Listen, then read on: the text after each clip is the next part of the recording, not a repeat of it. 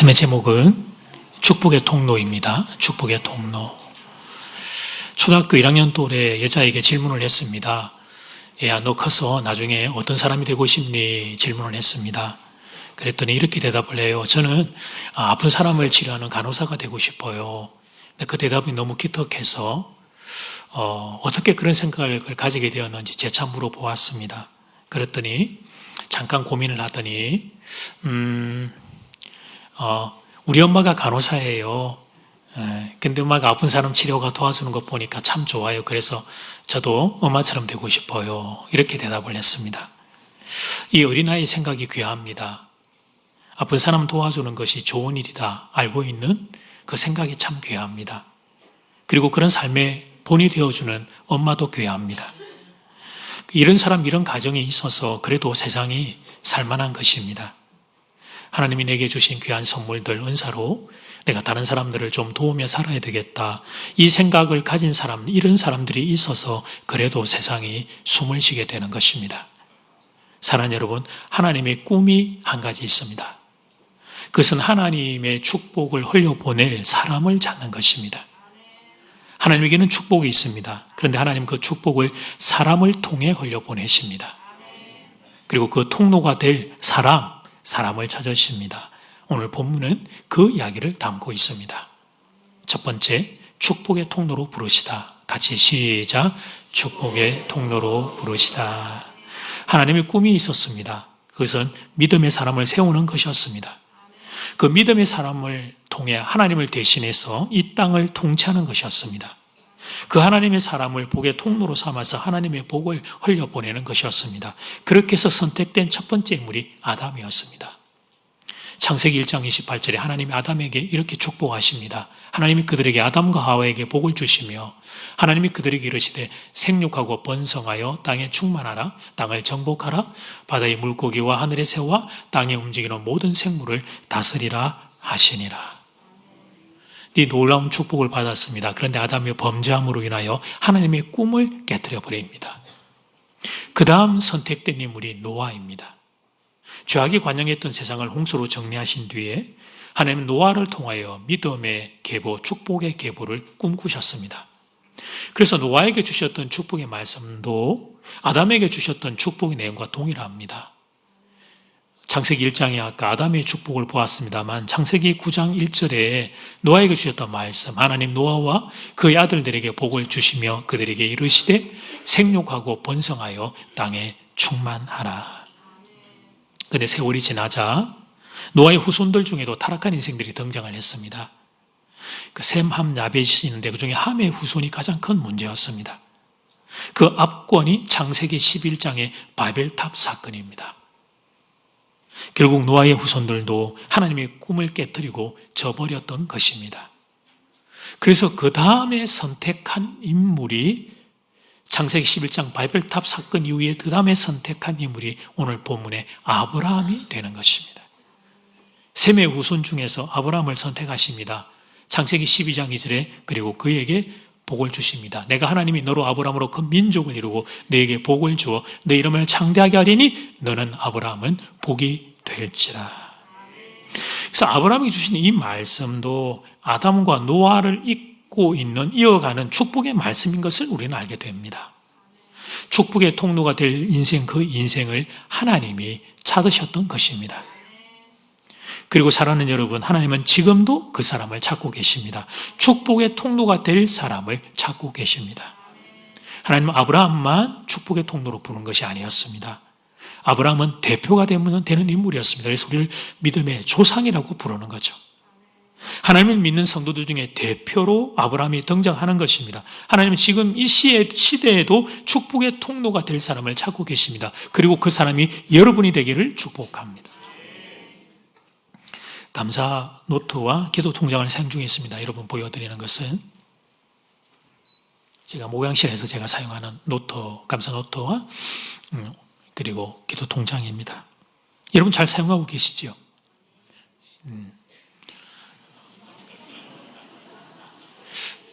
아직 1월 달이 안 지났는데 아직 벌써 손을 놨다. 이럴 때는 저와 함께 30일 금식 기도를 같이 한다든지, 잘 사용하고 있는데 갑자기 질문 받으니까 당황해가지고, 목사님은 나를 모든 걸 다 보고 계시는구나. 안 하고 있는 걸. 이제 이런 것도 막 느끼고. 근데 다른 교회를 기록해 봐도 이렇게 예쁜 감사 노트와 기도 통장은 제가 본 바가 없습니다. 우리보다 규모가 상당히 큰 교회를 가도 이런 작품은 없습니다. 더 고마운 것은 이 작품을 우리 교회, 우리 젊은 교우들이 이렇게 만들어 줬다는 것입니다. 자신의 재능을 발휘해서 시간을 쪼개어가며 만든 겁니다. 그냥 그 제품 나오는 가격 이상의 그 안에 마음이, 그 안에 정성이 들어가 있는 거예요. 제가 부탁했어요. 가장 좀 멋있는 거, 예쁜 거, 교우들이 좀 들고 다니고 싶은 걸 좀 만들면 좋겠다. 이 부탁을 소중하게 받아들여서 최선을 다해 준 것입니다. 예를 들면 이런 사람들이 아브라함의 뒤를 이어가는 사람들이란 말입니다. 축복의 통로로 사는 사람들입니다. 하나님의 축복받은 걸 다른 사람에게 나의 재능을 나누는 것입니다.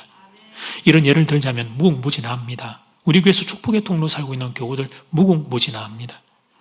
여러분 보고 계시는 이 귀한 예쁜 꽃꽂이의 봉사로 지금 방송실에서 찬양팀으로 성가대 또 반주하시는 분들, 여러분 오실 때 보셨던 차량에서 봉사하시는 분들, 예배부 끝나고 내려가면 식당에서 봉사하시는 분들, 안내하시는 분들, 새가족 성김이들, 주일학교 교사로, 구역장으로, 전도회 임원으로 제가 언급하지 않았지만 얼마나 많은 분들이 섬기는지 모릅니다. 제가 그분들에게 감사를 드립니다.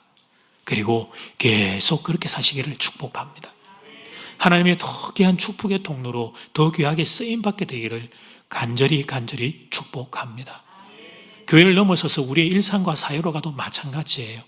그냥 한 가지 영역, 사업하시는 분들 잘 되시기를 저는 정말 축복합니다. 번창하셔서 더 많은 직원을 채용하고 더 많은 직원들에게 생활비를 줄 수 있는 여러분의 사업체가 그렇게 축복의 통로가 되기를 축복합니다. 그 모든 영역에 여러분 축복의 통로로 사는 것들이 확장될 수 있는 것이죠. 저에게도 여러분 적용을 해보자면 저는 설교를 하는 목사입니다. 설교를 통해 섬기면서 제가 깨달은 건 한 가지가 있습니다. 그것은 제가 무작정 설교하기보다는 청중을 먼저 축복할 경우에 좋은 결과가 나타난다는 사실이었습니다. 제가 여러분 보고 좀 웃으세요. 이렇게 말하면 잘 안 웃으세요. 보세요. 이렇게 잘 안 웃으세요. 이런 조건을 해도 안 웃잖아요. 그러니까 잘 안 웃어요. 근데 제가 여러분을 축복했을 때는 참 좋은 반응이 나타납니다. 제가 한번 해볼게요. 사랑하는 여러분이 잘 되기를 바랍니다. 여러분이 잘 되는 게 저의 꿈이고 저의 소망이고 저의 기도 제목입니다. 그러니 여러분 잘 되십시오. 하나님 안에서 잘 되고 잘 되시기를 주 이름으로 축복합니다. 이렇게 좋을까? 축복을 받으면 좋아요. 좋은 것을 받으면 사람들은 반응합니다. 좋은 것을 받으면 반응이 나타나요. 너무 좋았어. 물론 이제 나쁜 걸 받았다고 반응은 나타나죠. 아이씨. 예. 그 다음엔 여러분 사람들에게 좋은 건 뭘까? 네, 그렇습니다. 칭찬, 격려, 축복입니다. 그러므로 여러분 한 번 사는 인생 축복하며 사시기를 바랍니다. 여러분 사람은 통로예요. 통로. 우리는 통로예요. 하나님께 받아서 흘려보내는 거예요. 나쁜 건 버리고 좋은 걸 자꾸 흘려보내는 거예요. 어떤 통로로 살고 있고 어떤 통로로 살 것이냐. 이게 인생의 관건이 되는 것입니다. 하나님은 여러분이 축복의 통로가 되기를 원하십니다. 저주의 통로가 아니기를 원하십니다. 축복의 통로가 되기를 원하고 생명의 통로가 되기를 원합니다. 왜냐하면 하나님은 좋으신 아버지이기 때문에 그렇습니다. 부모인 우리가 자녀를 향하여 소원하는 게 바로 이거예요. 우리 아이들이 축복의 통로가 되면 좋겠다. 부모의 소원이 이루어질 줄 믿습니다. 하나님이 여러분을 향해도 똑같은 꿈을 가지고 계시는 거예요.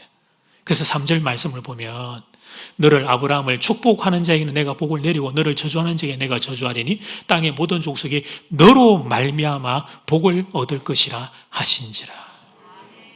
축복의 통로가 되라는 것입니다. 언제부턴가 제 인생에 소원이 생겼습니다. 그 소원은 저를 만나는 사람마다 잘 되는 것입니다. 제 설교를 듣는 사람마다 하나님의 은혜를 받고 하나님의 축복을 받는 것입니다. 이게 제 인생의 개인적인 소원이 되었습니다. 좀 더 솔직하게 말씀드리면 저를 만나는 사람들마다 잘 되어서 저도 그분 덕을 좀 보는 것입니다. 저는 저희 아들의 성민의 덕을 보기를 원합니다. 그리고 여러분의 덕도 좀 보고 싶습니다. 잘 되십시오. 더 잘 되시고 하나님에서 잘 되시기를 축복합니다. 저도 여러분 덕 좀 보고 살고 싶어서. 그리고 여러분, 저는 이 나라 이 민족의 덕을 보고 싶습니다. 저는 대한민국이 잘 되기를 바랍니다. 그래서 가슴이 너무 아프고 웃으면서 설교는 하지만 마음에는 이 1년의 시간이 계속 눈물이 나요. 이 땅, 이 민족 때문에. 여러분, 나라가 없으면 개인도 없습니다. 나라가 있어야 개인도 있는 것입니다. 저는 대한민국이 하나님의 보호 아래, 하나님 말씀 안에 정말 복된 땅이 되기를 간절히 소원합니다. 여러분, 제가 이런 소원을 가지게 된 것은 중요한 깨달음이 있기 때문이에요. 복의 통로가 되는 것이 저를 향한 하나님의 뜻이라는 걸 어느 순간에 제가 알게 되었어요. 정말 제 중심으로. 2절 말씀을 자막으로 보면 너는 복의 근원이 될지라. 저걸 그렇게 많이 보았지만 저에게 나는 아닌 줄 알았어요. 이 말씀은 아브라함만을 위하여 주신 말씀이다. 그렇게 성경을 많이 읽으며 생각을 했어요. 그런데 어느 날 이 말씀이 아브라함에게도 주셨지만 저에게도 주신 말씀이라는 게 글쎄 믿어지기 시작하는 것입니다. 그래서 그때부터 하나님, 저는 자격도 없고 실력도 없고 부족하고 깨어진 인생이고 쪼개어진 인생이지만 하나님, 저도 그렇게 복의 통로로 사용해 주시옵소서 기도를 하기 시작한 것입니다. 사랑하는 여러분, 이 말씀은 그리고 여러분에게도 주신 말씀인 걸 믿으시기를 바랍니다. 여러분이 복의 통로가 되는 것, 그것이 아버지 하나님이 여러분을 향한 하나님의 꿈이자 소원입니다. 그러므로 사랑하는 여러분, 복의 통로 되시기를 주의 이름으로 축원합니다. 두 번째는 믿음으로 부르시다. 같이 시작. 잘 기억해요. 자, 첫 번째, 축복의 통로로 부르셨어요. 축복의 통로로. 동시에 하나님은 어떻게 부르시냐면 믿음으로 부르시는 거예요. 믿음으로. 이 두 개가 쌍두마차예요. 1절을 보면 그래서 하나님이 떠나라고 명령을 하십니다. 떠나라고. 여호와께서 아브라함에게 이르시되 너는 너의 고향과 친척과 아버지 집을 떠나 내가 너에게 보여줄 땅으로 가라. 동사는 두 개예요. 떠나, 가라는 거예요. 떠나서 가라는 거예요. 고향 친척 아버지 집을 떠나라고 명령하셨습니다. 여러분, 당시는 부족국가 시대입니다. 그래서 고향 친척 아버지의 집을 떠나는 것은 목숨을 거는 행위입니다. 지금처럼 여러분, 우리가 이민 가야 될 나라를 알아보고 어플라이를 하고 컨택을 하고 준비해야 될 거 준비하고 그리고 1년의 시간, 언어 이런 거 테스트 시험 치고 그리고 여러분 합법적으로 어떤 과정을 가서 이민 가는 그런 게 아닙니다. 부족국가는 국가와 경계선을 놓고 여러분 날마다 땅 싸움을 하기 위해서 사람을 죽이고 싸우던 그런 시대 아닙니까? 그러니 그 수많은 부족국가, 얼마나 많은 부족국가들을 통과해 가야 될지 모르는 그 길을 가는 것은 목숨을 거는 것이었어요. 그러니까 당시의 시대 정황으로 놓고 보면 참 이 말씀은 받아들이기가 너무 어려운 말씀이었어요. 어떤 의미로 놓고 보면 너 죽을 준비 됐니? 이런 말씀이었단 말이에요. 그렇다면 여러분, 이 말씀 앞에 우리가 던져보는 질문은 why? 왜 굳이 꼭 떠나야 하느냐는 거예요. 왜 굳이 꼭? 그냥 갈대우리에 남아서 있으면 축복의 통로가 될 수 없습니까? 하나님은 왜 떠나라고 하셨을까? 그 이유는 성경에 명확하게 기록되어 있지 않아서 우리가 정확하게 이렇다 말하기는 어렵지만 그러나 문맥 안에서 이런 묵상을 하면서 우리는 이 답을 이제 유추해 보는 거죠. 한 두 가지의 묵상이 가능해요. 첫 번째, 작은 1번은 죄악의 세상에서 믿음의 세상으로 나아오라. 시작. 죄악의 세상에서 믿음의 세상으로 나아오라. 아브라함이 살던 갈대우르는 당시 대도시였습니다. 지금도 좀 봐야겠죠. 우르라고 되어 있습니다. 페르시아만 그 위에 있습니다.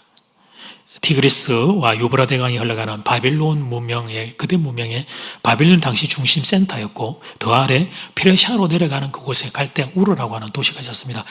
아주 큰 도시였습니다. 물론 가장 큰 것은 바빌론이었고 도시가 우르도 아주 그 큰 도시로 당시에 위치하고 있습니다. 상업과 무역이 발달한 곳이었습니다. 지도는 되었습니다. 문제는 문명의 발달과 비례해서 악이 흥황하고 있었다는 사실입니다. 온갖 더러운 재앙이 죄악에 관영하고 있었습니다. 그 하나님이 더러운 세상에서 아브라함을 끄집어내신 겁니다. 그리고 하나님을 믿고 사는 그 믿음의 세상, 믿음의 세계로 아브라함을 초청하신 것. 1절 하반절을 보면 내가 너에게 보여줄 땅으로 가라. 말씀하셨는데 저 땅은 지리적으로는 가나안 땅이죠. 우리는 알고 있죠. 그러나 의미적으로 볼 때 그 땅은 믿음으로 사는 땅입니다. 그러니까 하나님의 의도는 이러했습니다. 죄악이 관영한 세상에서 믿음으로 사는 세상으로 나아오거라. 하나님이 이 말씀을 하신 것이었습니다. 그 다음 이제 두 번째 묵상의 결과는 작은 이번은 하나님을 의지하고 살거라. 같이 시작. 여러분, 고향 친척 아버지 집은 의지가 되는 곳이었어요. 믿을 만한 내 구석이 있는 곳이었단 말이죠. 내 뒷배경이 되는 곳이었어. 힘들면 손을 내밀고 도움을 받을 수 있는 이들이 있는 곳이었어요. 근데 그곳을 떠나라고 말씀하셨습니다. 자, 여기서 잠깐 균요. 오늘 말씀을 신앙생활을 잘 하려면 고향과 친척과 아버지 집을 반드시 떠나야 된다. 그런 문자적인 게 아닙니다. 오늘도 이 말씀 보고 그동안에 부모로부터 독립해서 살고 싶었는데 허락을 받지 못했던 청년들이 오늘 집에 가서 아빠 엄마한테 오늘 목사님이 신앙생활 잘하려면 가출해야 된다고 하셨습니다. 저 설 지나고 가출합니다. 이런 식으로 하면 안 됩니다. 남편들이요, 아내로부터 자유를 얻고 싶어서 오늘 말씀 가지고 목사님이 가출해도 된다고 했다. 그런 식으로 아내들도 마찬가지고 적용하는 이가 아무도 없기를 제가 딱 단도리를 쳤습니다. 오늘 말씀은 문맥 가운데 말씀을 이해를 해야 돼요. 자, 1절 말씀을 다시 한번 볼까요? 우리 방송실에 도움을 받을게. 여호와께서 아브라함에게 이르시되 너는 너의 고향과 친척과 아버지의 집을 떠나 고기와 대조가 되는 데가 어디냐면 하나님이 아브라함에게 보여줄 땅이 대조가 된단 말이죠. 하나님이 보여줄 땅으로 가라는 거예요. 그런데 보여준 땅이 아니에요. 그러니까 아직 보지 못한 미지의 땅이란 말이죠. 믿음의 땅이에요. 그러니까 그 땅은 그냥 하나님을 믿고 가는 땅이에요. 내비게이션과 지도를 미리 보았기 때문에 마스터 플랜을 알기 때문에 가는 땅이 아니에요. 하나님이 여러분 지금 아브라함에게 아브라함 너 거기 가면 좀 몇 번 고생하겠지만 한 20여 년만 고생하면 아들 이삭 줄게. 그리고 야곱이 태어나고 12아들 손주들이 태어나서 그래서 12지파가 되고 나중에 그게 넘어와서 요셉이 되고 막 이런 마스터 플랜을 우리가 성경 창세기 하는 이야기를 다 이야기해주고 가라고 한 게 아닙니다. 원생껏 단 1초도 말씀하지 않으셨어요. 그 미래에 대해서는. 그냥 나를 믿고 갈 수 있겠냐. 특별한 도전을 하신 겁니다. 지금까지 네가 의지하고 살던 것들이 있는데 그게 나쁘다는 것은 아닌데 그런 것들을 다 내려놓고 나만 믿고 네가 살 수 있겠냐. 하나님이 이 도전을 하셨던 것입니다. 한 번도 가본 적이 없는 땅. 그런데 하나님만 믿고 갈 수 있겠냐. 내 인생, 내 가족의 인생을 하나님께 믿고 맡길 수 있겠냐. 이것이 오늘 본문 1절 말씀의 의미가 되는 것입니다. 자, 이렇게 생각하게 되면 당시 아브라함이 받았던 이 1절 말씀, 떠나서 가라고 하는 이 말씀이 얼마나 가슴 떨리고 와, 이게 참 부담이 되는 말씀인가 하는 걸 알게 됩니다. 믿음, 참 좋은 것이긴 하지만 하나님을 전적으로 의지하는 것은 우리 현실 세상에서 쉬운 일이 아니기 때문입니다. 그래서 여러분 오늘 말씀은 유명한 말씀이고 우리 중에 아무도 모르는 말씀은 없지만 우리가 나의 말씀으로 잘 쉽게 받지를 못했던 것입니다. 그런데 아브라함은 하나님의 말씀에 순종합니다. 4절 말씀, 이 아브라함이 자, 뭘 따라갔죠? 줄이 다 쳐져 있을 텐데 뭐 복 이런 데 줄 많이 치세요. 그것도 좋아. 근데 여기 보면 여호와의 말씀을 따라갔어요. 마스터 플랜을 보고 간 게 아닙니다. 마스터 플랜을 보고 여호와의 말씀을 따라갔어요. 롯도 그와 함께 갔으며 아브라함이 하나님을 떠날 때에 75세였더라. 이에 아브라함이 여호와의 말씀을 따라갔습니다. 이게 상식적이고 다 이해가 다 되고 마스터 플랜을 손에 쥐었기 때문에 그래서 계획을 알기 때문에 따라간 게 아닙니다. 하나님이 말씀하시니까 잘 이해가 되지 않지만 그 말씀을 따라간 것입니다. 사랑 여러분, 75세에 새로운 곳으로 떠나는 것은 상식이 아닙니다. 물론 당신은 지금보다 오래 살던 시기는 합니다. 아브라함 그리고 이삭, 야곱의 나이 연배들을 쭉 계산을 하면 지금의 나이로 그분들이 장수했다고 가정을 하고 환산을 대충 계산을 해보니까 지금으로 하면 대략 한 50세 정도 되는 나이 어간으로 보여져요. 그런데 여러분, 지금의 우리가 50대에도 우리가 안정을 하고 자리를 잡을 때이지 이렇게 대책 없이 새로운 곳으로 갈 때는 아니란 말이죠. 그러니까 잘 이해가 되지 않아요. 굳이 그 먼 곳을 이런 부담을 가지고 가야만 축복의 통로가 된다는 게 이해가 잘 되지를 않습니다. 그런데 아브라함은 하나님 말씀 의지하여 따라갑니다. 이 사람이 아브라함이었습니다. 보면 창세기 12장 이전에 아브라함이 어떤 경로로 하나님을 만난지는 알 수 없어요. 갈대우르에서. 그러나 오늘 본문을 통해서 우리가 알게 되는 것이 있습니다. 그것은 아브라함이 하나님의 말씀을 존중했다는 사실입니다. 하나님의 말씀을 귀하게 여겼다는 사실입니다. 하나님을 의지하고 살았다는 것입니다. 이제 우리는 알게 됩니다. 이 말씀이 쭉 흘러가는 흐름을 통해서 하나님이 왜, why, 아담, 노아를 잇는 축복의 통로로 이 아브라함을 선택하셨는지 그 이유를 알게 됩니다. 그것은 아브라함이 하나님을 믿는 사람이었기 때문입니다. 하나님을 의지하는 사람이었기 때문입니다. 이해가 되지 않고 마스터 플랜이 보이지 않지만 그는 하나님의 말씀을 믿고 의지하고 순종하는 사람이었습니다. 그래서 하나님은 그 사람을 딱 선택하셔서 축복의 통로로 삼으셨어요. 이 원리는 지금도 동일합니다. 하나님은 사람을 찾으십니다. 복의 통로가 될 사람을 찾으십니다. 근데 그 사람은 하나님을 믿는 사람입니다. 그 사람은 하나님을 의지하는 사람입니다. 나는 평범하지만 그러나 하나님이 부르시니까 하나님이 일하시면 나를 통해서도 하나님은 기적을 일으키실 것이다. 이것을 믿을 줄 아는 사람입니다. 바라기니 여러분이 그 사람 되기를 축복합니다. 사랑하는 여러분, 하나님이 아브라함을 선택하신 것은 하나님의 주권이죠. 하나님이 찾아와서 아브라함을 찾아와서 말씀하시는 이 일에 아브라함이 한 일은 아무것도 없습니다. 그것은 오직 하나님이 주권으로 하신 일입니다.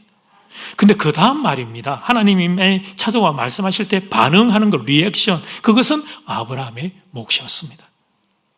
이해가 되지 않고 내가 마스터 플랜이 없으니까 잘 모르겠고 그래도 이게 하나님이 나에게 이렇게 말씀하시니까 그래, 내가 하나님을 믿고 아멘하고 순종해야 되겠다. 이 믿음의 반응은 그것은 오직 아브라함의 몫이 되었던 것입니다. 그래서 이 일련의 말씀을 묵상하며 제가 얻은 정의 하나가 있어요. 자막을 보시면 순종의 크기가 믿음의 크기인 것입니다. 순종의 크기가 믿음의 크기인 것입니다. 여러분, 어떤 한 사람이 순종하는 것을 보면 그러면 그 사람은 그 사람에게 지시한 대상을 얼마나 신뢰하는가를 알 수 있습니다. 여러분, 우리가 누구에게, 자녀나 누구 다른 사람에게 이것 좀 해라고 지시했을 때 그 사람이 내 말을 듣고 하는 행동을 보면 저 사람이 나를 얼마나 신뢰하는가, 나를 얼마나 믿는가, 나를 얼마나 좋아하는가를 우리는 알게 되죠. 아브라함은 자기에게 말씀하셨던 하나님을 많이 신뢰했습니다. 그래서 많이 순종했던 것입니다. 이것이 바로 아브라함이 축복의 통로가 될 수 있었던 비결입니다. 사랑하는 여러분, 저는 여러분이 아브라함과 같은 사람 되기를 원합니다.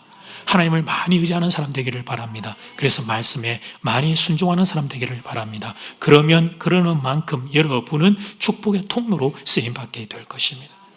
내가 좀 평범해도, 내가 좀 부족해도 하나님 주시는 감동을 따라 순종하며 걸어가면 여러분의 인생을 통하여 하나님이 역사하실 겁니다. 여러분의 인생을 통해서도 하나님이 복을 흘려보내실 것입니다.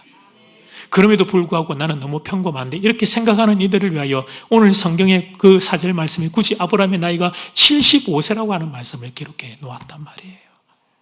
그도 우리처럼 평범한 인생, 한계를 안고 있는 인생이었지만 그런 그를 찾아와서 하나님은 복의 통로로 부르신다는 사실, 그리고 그런 그도 그 말씀에 아멘하고 순종했을 때 복의 통로로 쓰임받을 수 있다는 사실, 이 사실을 믿음의 조상으로 세워놓고 믿음의 후손이 되는 우리들도 이 천국의 나라, 하나님의 나라에 진입하라고 길을 열어 놓으신 것입니다. 여러분들이 이 말씀을 내 것으로 붙잡는 복이 있기를 축복합니다. 봄, 가을이 되면 우리 교회 장학생들 전달식을 새가족부시로 해요. 중학생, 고등학생, 청년들. 여러분이 주신 귀한 장학금을 잘 전달을 하면서 제가 전달할 때마다 하는 이야기가 있습니다. 여기 앉아서 받으신 분들이 있겠지만 여러분, 이것은 공짜가 아닙니다. 제가 이렇게 말해요. 공짜가 아닙니다. 그러면 받아가 깜짝 놀라가지고 뭐 어떻게 해야 되는 제가 뒤에 이어 이렇게 말해요. 10년 뒤, 20년 뒤에 10배로 갚으십시오. 100배로 갚으십시오. 1000배로 갚는 인생이 되기를 축복합니다. 그냥 웃자고 농담을 하는 이야기 아닙니다. 저는 그 자녀들이, 우리의 자녀들이 정말 하나님의 귀한 축복의 통로로 우뚝우뚝 서서 그들이 받은 것의 10배, 100배를 나누는 인생이 될 수 있기를 간절히 소원하는 것입니다. 부모 여러분의 마음도 똑같을 거예요. 자녀들이 축복의 통로로 세워지는 걸 원할 것입니다. 그렇게 되기를 축복합니다. 하나님은 아버지시기 때문에 지금 여러분을 향해서 하나님도 똑같은 마음을 가지고 계십니다. 축복의 통로로 쓰임 받으시기를 주의 이름으로 축원합니다. 랄프 waldo 에머슨의 이것이 성공이다. 여러 번 소개하시지만 이건 정말 좀 우리가 알아야 될, 여러분은 뭐가 인생의 성공이라고 생각하는가? 제가 이 시를 처음 봤을 때 제가 제목이 이것이 성공이다. 뭐가 인생의 성공일까 궁금해서 보고 깨달은 바가 있는데 시를 다시 한번 소개합니다.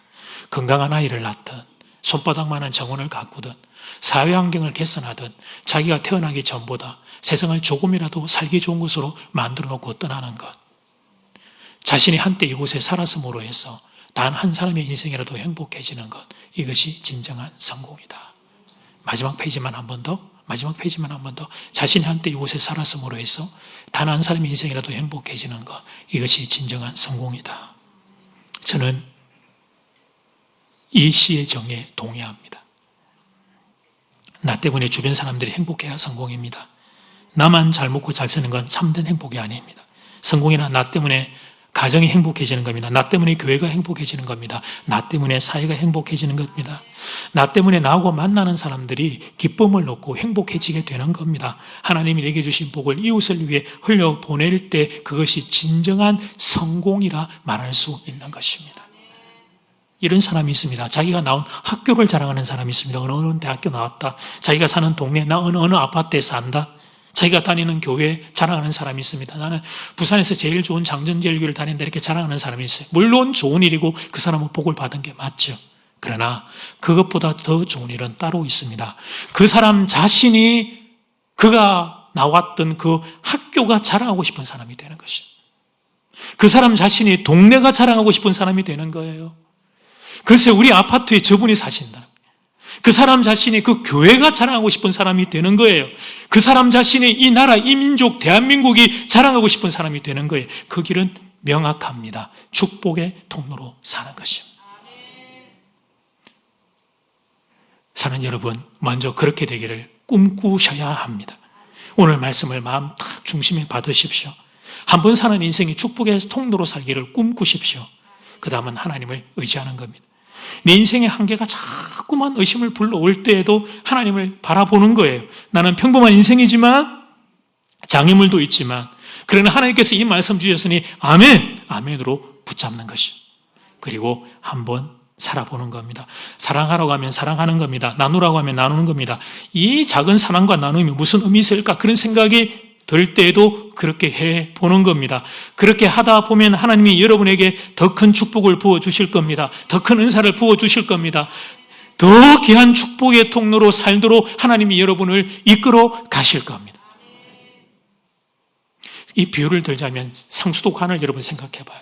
수원지에서 여러분의 집까지 수도로 물이 나오는 그게는 상수도관이 있어야 오잖아요. 수원지에 아무리 물이 좋아도 후진국을 가면 뭐가 문제예요? 상수도관이 없어요. 그러니까 빗물 받고 하수도관이 없으니까 비 오면 땅에 처벅처벅 물이 넘치고 그렇단 말이에요. 상수도관이 눈에 보이지 않지만 여러분 수원지에서 여러분 집까지 쫙 연결되어 있어요. 하나님의 축복을 이 땅에 흘려보낼 때 그 상수도의 관, 통로와 같은 인생들을 찾으십니다. 깨끗한 관이 있습니다. 넓고 단단한 관이 있습니다.